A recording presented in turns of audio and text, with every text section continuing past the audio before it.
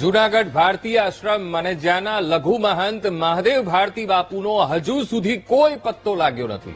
મહાદેવ ભારતી બાપુ 32 કલાકથી વધુ સમય થઈ ગયો છે, છતાં પણ હજુ નથી મળી આવ્યા, ગુમ છે। 5 પાનાની ચિઠ્ઠી લખીને આશ્રમમાંથી મહાદેવ ભારતી બાપુ ચાલ્યા ગયા છે।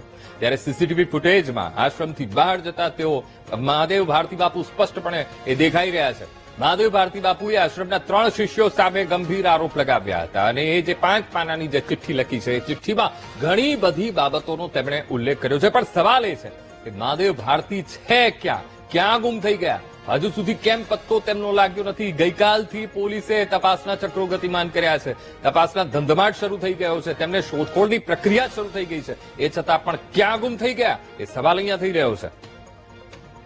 આજ મુદ્દે સંવાદદાતા જય ફોનલાઈન પર જોડાઈ ગયા છે। જય, જૂનાગઢ ભારતીય આશ્રમ, લઘુ મહંત મહાદેવ ભારતી બાપુ સીસીટીવી સામે આવ્યા છે, આશ્રમની બહાર નીકળતા દેખાઈ ગયા છે, પણ ક્યાં ગયા છે એ હજુ કશું જ સામે નથી આવ્યું। પોલીસની કઈ દિશામાં તપાસ?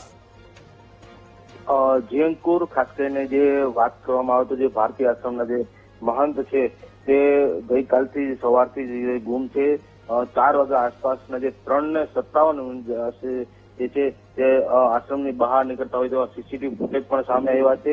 જો વાત કરવામાં આવે તો જે 3 લોકો સામે જે આક્ષેપો કરવામાં આવ્યા છે, જે સુસાઇડ નોટ લખીને ગયા છે અને મરવા મજબૂર કર્યા હોવાના પણ એમાં ઉલ્લેખ જોવા મળી રહ્યા છે। ત્યારે વાત કરવામાં આવે તો જે પોલીસ દ્વારા સઘન તપાસ હાથ ધરવામાં આવી છે, જે જંગલમાં જતા હોય તેવા સીસીટીવી ફૂટેજ સામે આવ્યા છે।